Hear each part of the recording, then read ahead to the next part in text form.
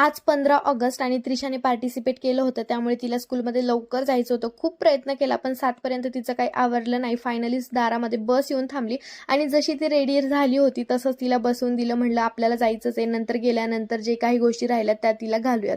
त्यामुळे मग तिला बसमध्ये बसवलं आणि लगेचच मी तयार व्हायला घेतलं. छान अशी तयार झाले. पिल्लूला पण तयार केलं आणि पिल्लूला झेंडाचा गंध लावला होता. हे पाहून त्याला पण छान वाटत होतं.